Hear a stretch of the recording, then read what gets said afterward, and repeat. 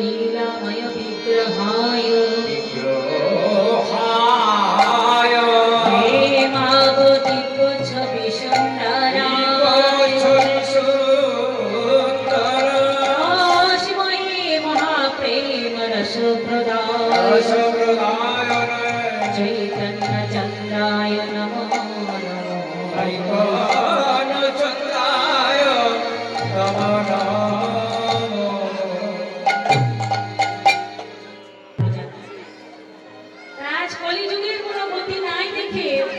গৌরাঙ্গ মহাপ্রভু আমার হরি নাম নিয়ে এসেছেন।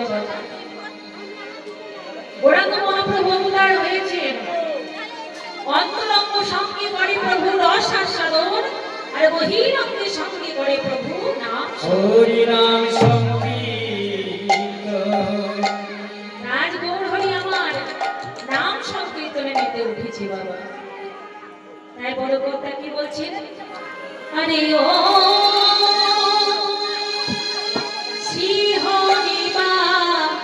Shorty.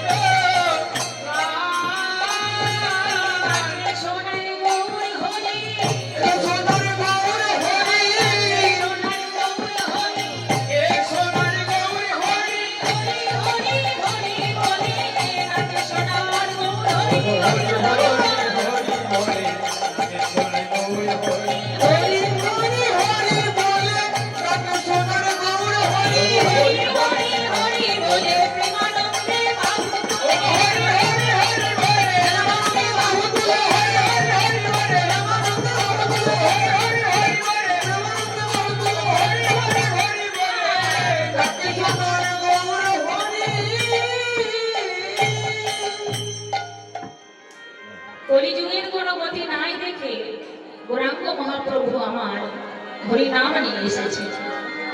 যখন গৌরাঙ্গ মহাপ্রভু নদিয়ার পথে পথে হরি নাম করতেন বাবা, সবাই তো আর ভালো চোখে দেখতো না।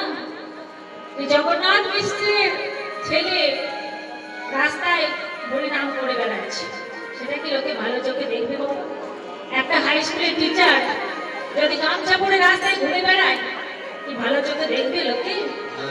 তাই জগন্নাথ মিশ্রের ছেলে রাস্তায় রাস্তায় হাত তুলে তুলে হরি নাম করে বেড়াচ্ছে, কেউ ভালো চোখে দেখে না।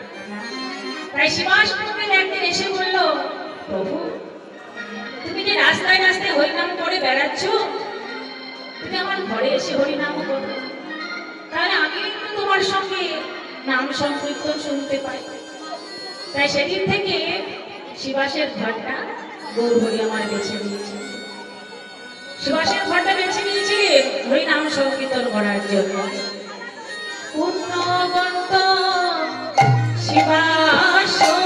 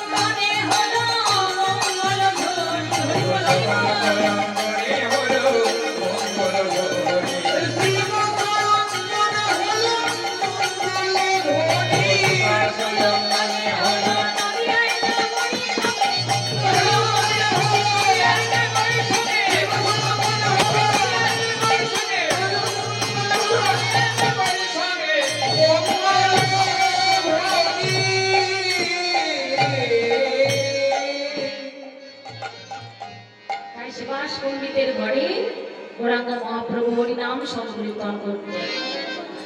আজ গৌরাঙ্গ মহাপ্রভু একটা জায়গায় লিখছেন বাবা, কি বলছেন? তেনাদপি শুনিছে না হরিব সহিষ্ণুনা মানিনা মানদে চেতনী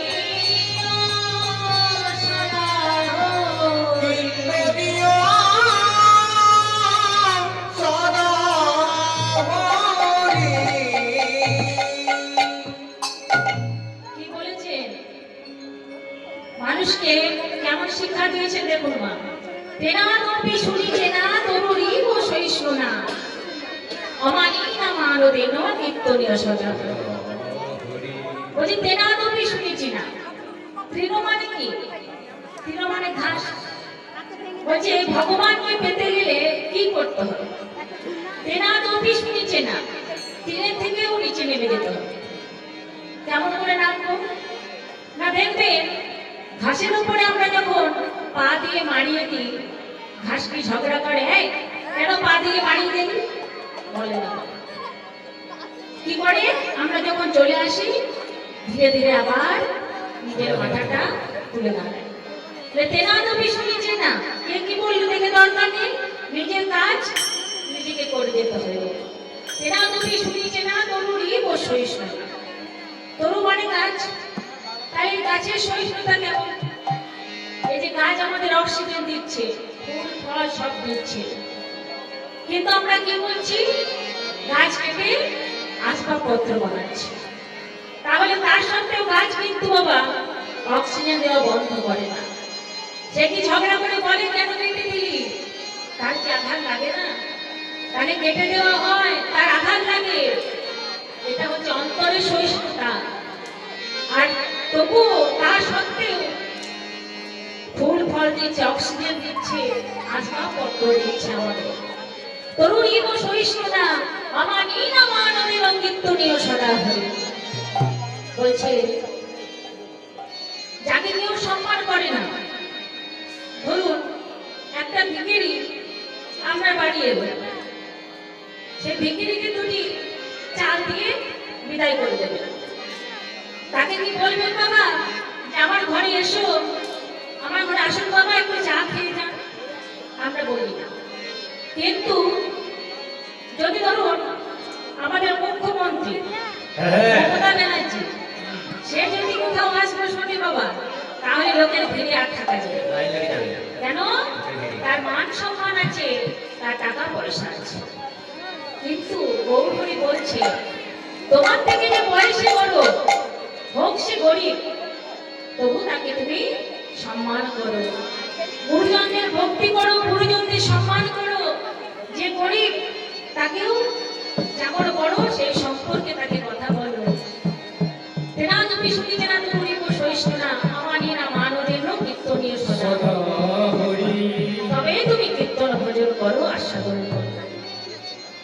তাই বাবা, আমাদের মনে অনেক অহংকার, আমরা বাবা মাকে সম্মান করতে পারি না, বড় হয়ে গিয়ে সব ভুলে যাব। তাই রবীন্দ্রনাথ ঠাকুর দেখুন কত সুন্দর একটা গান রচনা করেছে।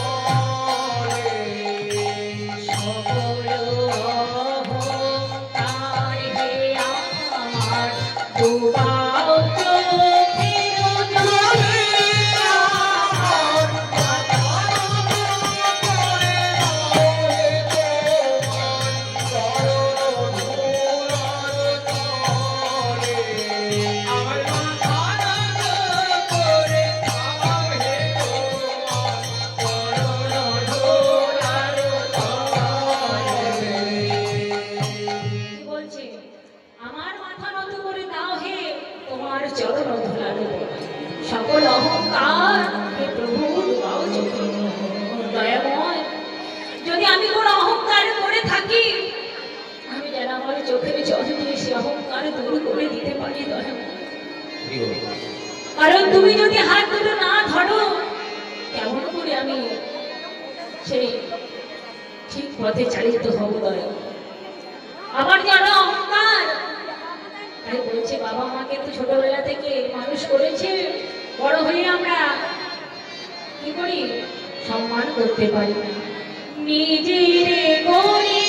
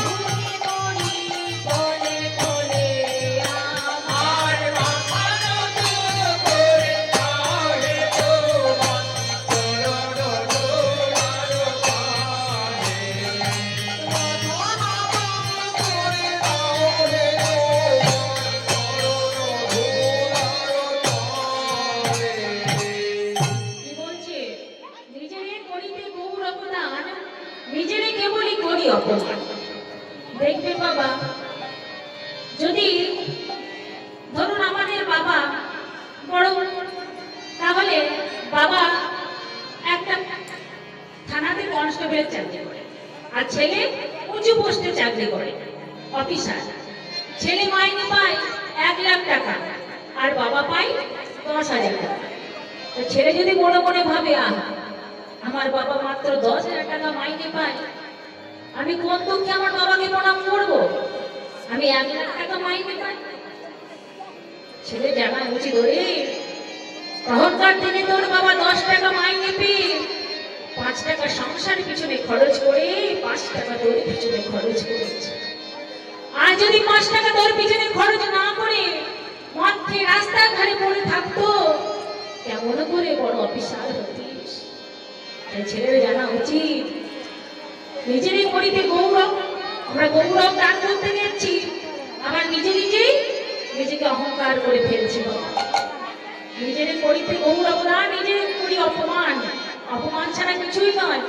কেউ যদি মনে মনে ভাবি ভোর 5টার সময় উঠে আমরা কাজ করছি, ভগবানকে কেন প্রণাম করতে যাব? আমাদের জানা উচিত বাবা, আমরা যখন মাতৃগর্ভে ছিলাম, তখন যখন ভূমিষ্ঠ হব কি খাবো, আমরা কর্ম করতে পারবো না, হাত পা ছোট, ভগবান জানি বাবা। ভগবান আগে থেকে মায়ের মুখে স্তন এনে রেখেছে যে আমরা ভূমিষ্ঠ হওয়ার পরে পরেই খেতে পারি। তাই কেউ যদি ভাবি যে ভগবানকে কোন দুঃখে ডাকবো, এটা নিজেকেই অপমান করা ছাড়া আর কিছু নয়। তাই ভগবানকে ডাকতে হবে, গুরুজনদের সম্মান করতে হবে। তাই বলছে নিজেরই করিতে গৌরব না, নিজের করি অপমান। তারপরে কি বলছে, আমারে না যেন করি প্রচার, আমারও আপন কাজে। আমারে না যেন করি প্রচার, আমারে আপন কাজে। তোমার ইচ্ছা করো জীবন, আমারও জীবন বাঁধে। আমার কথা করে দাও রে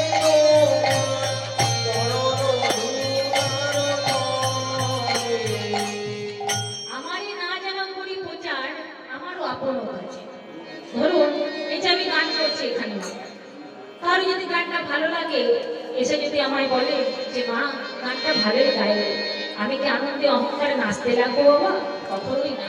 সঙ্গে সঙ্গে ভগবানকে জানাতে হবে, প্রভু তুমি আজ তোমার সেবাটা আমাকে দিয়ে বলিয়ে দিয়েছো। কখনো অহংকার করতে হয় না। ভগবান বলছে, ওরে তোর হৃদয় মাঝে যদি আমি বসে থাকি, তোর কি লাভ হবে শুনি? তোর আমার ইচ্ছা যদি তোর উপরে চাপিয়ে দিই, তোর কি লাভ হবে? আমার কি লাভ হবে জানো দয়াময়? যাচি হে তোমায় চরম শান্তি, পরাণে তোমার পরম কান্তি। তোমার পরম শান্তি, পরাণে তোমার পরম কান্তি।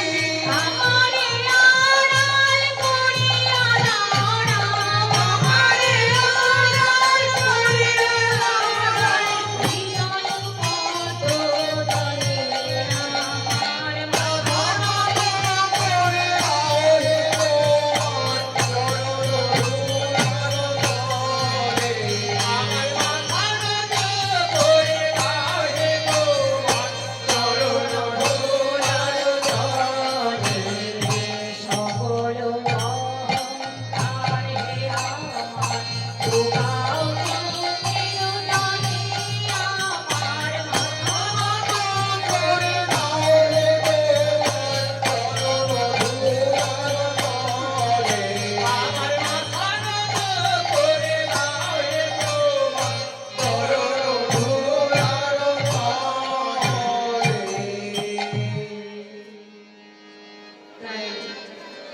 গৌহরি এই শ্লোকের মধ্যে এত সুন্দর ব্যাখ্যা লুকিয়ে আছে যে মনের অহংকার থাকলে ভগবানকে পাওয়া যাবে না।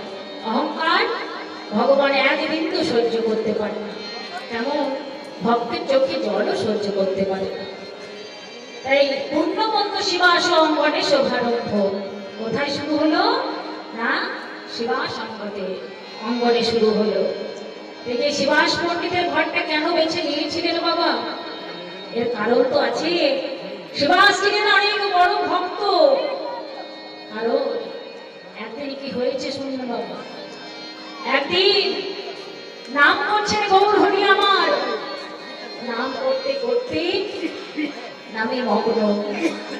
হরে কৃষ্ণ হরে কৃষ্ণ, কৃষ্ণ কৃষ্ণ হরে হরে, হরে রাম হরে রাম,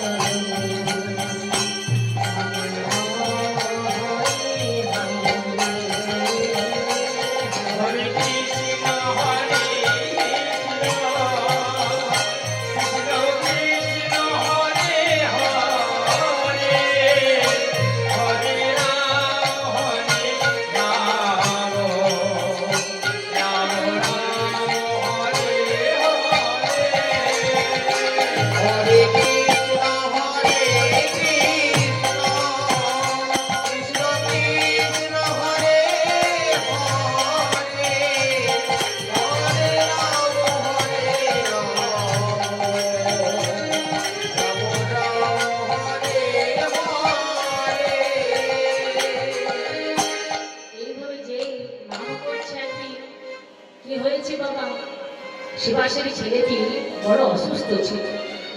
এদিকে গৌর হরি নাম করছে, পাশে শিবাস পণ্ডিত দাঁড়িয়ে দাঁড়িয়ে সে নাম আস্বাদন করছে। এদিকে শিবাসের ছেলেটি বড় অসুস্থ। তার স্ত্রী পদ্মাবতী অনেকবার ডেকে পাঠিয়েছে, অনেকবার ডেকে পাঠিয়েছে, তাও কিন্তু আসেনি, নামে মগ্ন। যেই নাই দিকে নাম করছে গৌর হরির সঙ্গে, এদিকে শিবাসের ছেলেটি খুবই শরীর খারাপ। বাইরে থেকে কান্নার শব্দ পাচ্ছে, কে যেন কান্না করছে। গৌর হরি বলছে, শিবাস তোমার অন্তর্মহল থেকে যেন কোনো কান্নার শব্দ পাচ্ছি। শিবাস বলছে, গৌর হরি ও কিছু নয়, আমি দেখে আসছি কি হয়েছে, তুমি তোমার নাম করে যাও। এদিকে নাম করছে শিবাস পণ্ডিত, যেই না গেছে এদিকে নাম করছে গৌর হরি। শিবাস পণ্ডিত আস্বাদন করছিলেন, যেই না গৌর হরির কাছ থেকে গেছে, দেখছে মালিনী বলে ছেলেটি লুটিয়ে পড়ে আছে। দেখি মালিনী কি হয়েছে, আমাদের ছেলের কি হয়েছে? তোমাকে যে কখন থেকে ডাকছি, তুমি তো এলে না। আমাদের ছেলে যে আর নেই, আমাদের ছেলে যে মারা গেছে, তোমাকে কখন থেকে ডাকছি, তুমি এলে না। যেই নাই কথা বলেছে শিবাস বলে চোখ দেখেছে, আমাদের ছেলে মারা গেছে। এদিকে মা তো বাবা কান্নাকাটি করেছে, ছেলে চলে গেছে, মা কি আর সহ্য করতে পারে, তাই মা কান্নাকাটি করেছে। শিবাস বলছে, ওগো মালিনী তুমি এইভাবে কান্নাকাটি করো না। এভাবে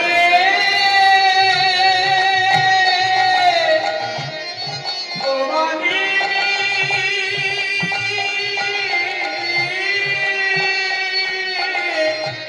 তুমি কান্নাকাটি করো না। মা তো বাবা চুপ হচ্ছে না, তাই শিবাস পণ্ডিত দেখছে কি কান্না যদি না থামায় আমার গৌর হরির নাম থেমে যাবে, এখন উপায় কি করি। তাই একটা কাপড়ে নিয়ে তার স্ত্রীর মুখে ভরে দিয়েছে যাতে কান্নার শব্দ গৌর হরির কানে না যায়, কারণ গৌর হরির কানে গেলে নাম থেমে যাবে। কত বড় ভক্ত আমরা কি হতে পারবো বাবা, আমরা হতে পারবো না। যেই না মাঝিনী কাঁদছে, মুখে কাপড়খানা ভরে দিয়েছে, শিবাস পণ্ডিত পাশে এসে দাঁড়িয়েছে। শিবাস কি হয়েছে? কিছু হয়নি গৌর হরি, কিছু হয়নি, তুমি তোমার নাম করেছ। কিন্তু শিবাস আজ যে আমার একদম নামে মন লাগছে না, আমি একবার গিয়ে দেখে আসি। না না না না গৌর হরি, তোমার যেতে হবে না, আমি দেখে এসেছি, কিছু হয়নি। গৌর হরি বলছে, শিবাস যেদিন তুমি আমায় এখানে নিয়ে এসেছিলে তোমার বাড়িতে, তুমি বলেছিলে প্রভু এই বাইরে থেকে অন্তর্মহল পর্যন্ত তোমার অধিকার আছে, তাহলে আজকেও তুমি আমায় আটকাচ্ছ বলতে পারো? আমি তো দেখে এসেছি। না শিবাস তুমি আমাকে আটকাতে পারবে না, আমি গিয়ে দেখে আসবো। যেই না গৌর হরি ছুটতে ছুটতে গেছে, দেখছি শিবাসের ছেলেটি আর মায়ের কোলে লুটিয়ে পড়ে আছে। যেই না গৌর হরিকে দেখেছি, মালিনী শাসারে খেয়ে পড়েছি। গৌর হরি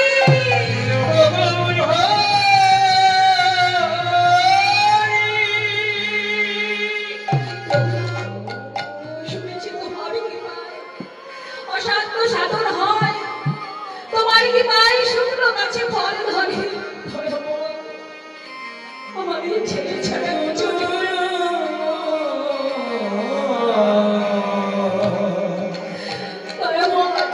আমার ছেলেকে তুই প্রাণ ফিরিয়ে দাও।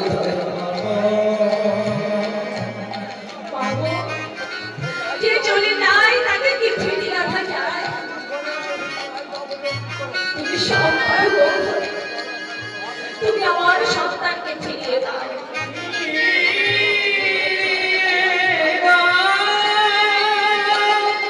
বেশ মা, তুমি যখন বলছো আমি তোমার সন্তানকে ফিরিয়ে দিচ্ছি, কিন্তু এটা কি ঠিক হবে মা? তাই সেই শিবাস ছেলেটির মাথায় হাত দিয়ে বলছি, ভাই রে ভাই, ভাই একবার উঠে বস। যেই না মাথায় হাত বলিয়ে দিয়েছে, ছেলেটি উঠে বসে গৌরহরিকে বলছিলে কি গৌরহরি তুমি কেন আমায় বাঁচিয়ে তুললে আমার যে বড় ফুরিয়ে গেছে তাহলে আমি কি করবো তুমি তোমার মাকে একবার মা বলে ডাকো। মা আমি কোন মাকে মা বলে ডাকবো আমার তো অনেক জীবনে অনেক মা আছে কোন মাকে মা বলে ডাকবো গৌরহরি তোমার এই জীবনে এই দেহের যে দান করেছি সেই মাকে একবার মা বলে ডাকো বেশ গৌরহরি তাই হবে মায়ের উদ্দেশ্যে বলছে মা আমার যে গর্ব ফুরিয়ে গেছে মা যার গর্ব ফুরিয়ে যায় সে আর পৃথিবীতে থাকে না মা গো আমি কি করবো বলো মা তুমি কেন আমাকে ডাকলে মা মায়ের চৈতন্য হয়েছে তাই তো এটা তো উচিত নয় আমার তাই ছেলেটি আবার লুটিয়ে পড়ে গেল বাবা এই ভক্তি কত বড় দেখুন সেই শিবাসমণির এত বড় ভক্ত ছিল বাবা যে ছেলের মৃত্যুতেও গৌরহরির যেন নামে কোনো বিঘ্ন না ঘটে আর সেই শিবাস পণ্ডিতের ঘরে হরিনাম করছে তাই গৌরহরি বলছে শোনো শোনো কি করবে জানো সবার অঙ্গে শ্রীচন্দন আর মালা পড়াও সবার এতে শুনে ওই সরয়া গেতে সবে আর সরয়া গেতে সবে শ্রীচন্দন মালা ওই সরয়া গেতে সবে শ্রীচন্দনের মালা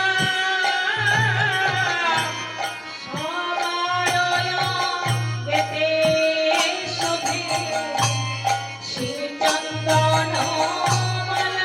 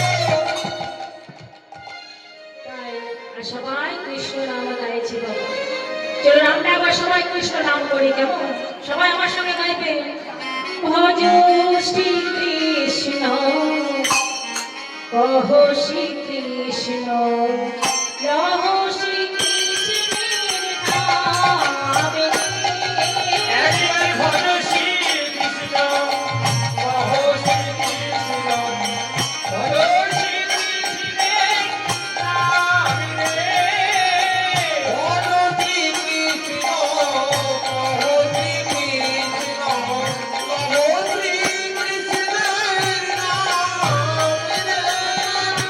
দিন গেলে আমার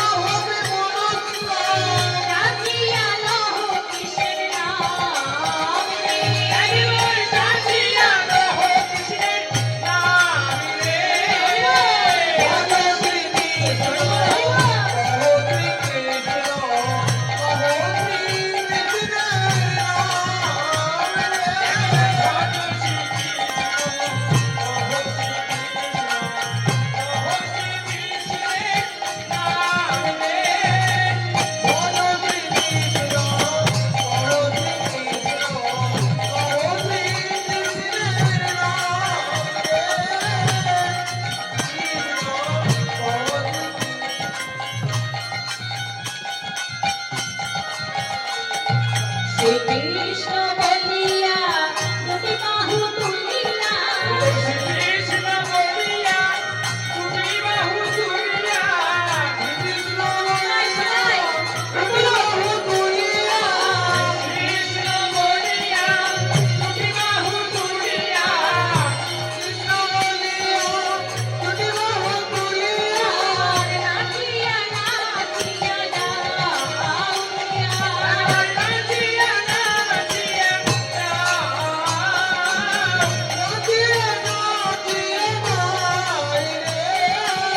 ভজ শ্রী কৃষ্ণ ভজ শ্রী কৃষ্ণ ভজ শ্রী কৃষ্ণের নাম রে ভজ শ্রী কৃষ্ণ ভজ শ্রী কৃষ্ণ ভজ শ্রী কৃষ্ণের নাম রে ভজ শ্রী কৃষ্ণ ভজ শ্রী কৃষ্ণ ভজ শ্রী কৃষ্ণের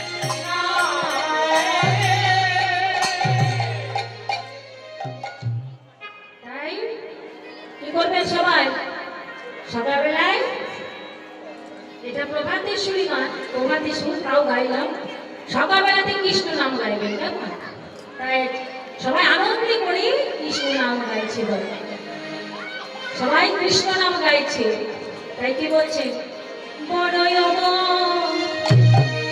তারো সেতে বড়ই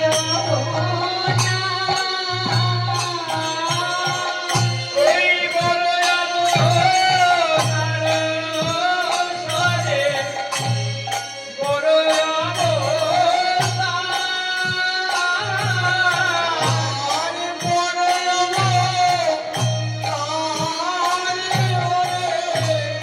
বড় আমার পতিতে দিয়ালো প্রেমের ভান্ডার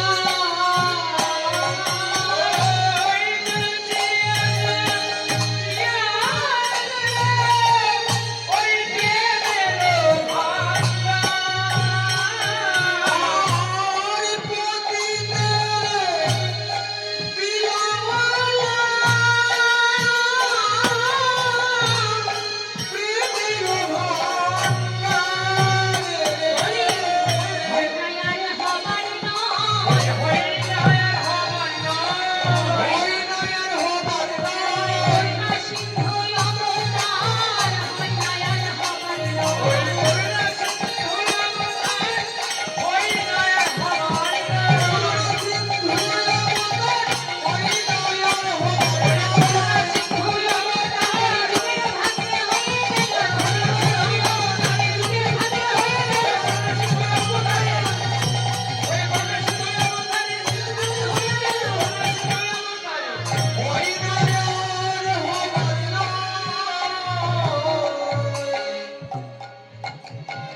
কি বলছি গো বলছি এমন অবতার হয়নি আর হবার না এই কলিযুগে হয়েছে এটা আমাদের সৌভাগ্য বাবা আর অন্যান্য যুগে আসা আর এই যুগে আসার মধ্যে আকাশ পাতাল তফাৎ অন্যান্য যুগে কেন এসেছিলেন মা সাধুদের পরিত্রাণ করতে যারা সাধু ছিলেন তাদেরকে উদ্ধার করে দিত আর যারা পাপী ছিল তাদেরকে দমন করত পরিত্রাণ সাধুনাম বিনাশায় চ দুষ্কৃতাম ধর্ম সংস্থাপনার্থায় সম্ভবামি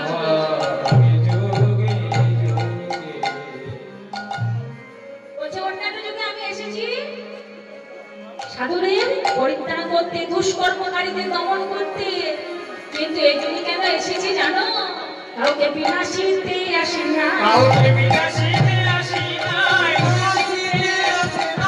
বিনাশিতে আসি নাই কাউকে বিনাশিতে আসেন না এই পতিত পাবন কাউকে বিনাশিতে আসি নাই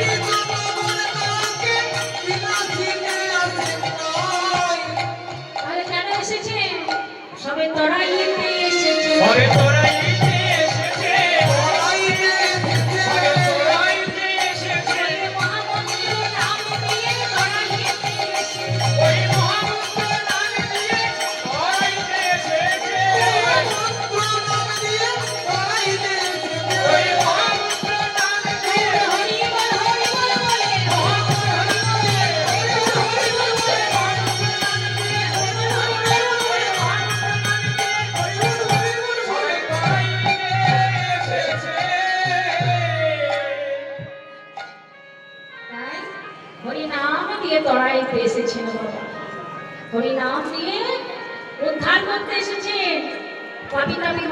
থেকে যতই পাপ করুন না কেন, এমন করুণা সিন্ধু অবতার, যদি তার কাছে গিয়ে একবার বদৌর করে বাহু তুলে হরি বলে তাকে আত্মনিবেদন করা যায়, সে আমাদের উদ্ধার করে দেয় বাবা।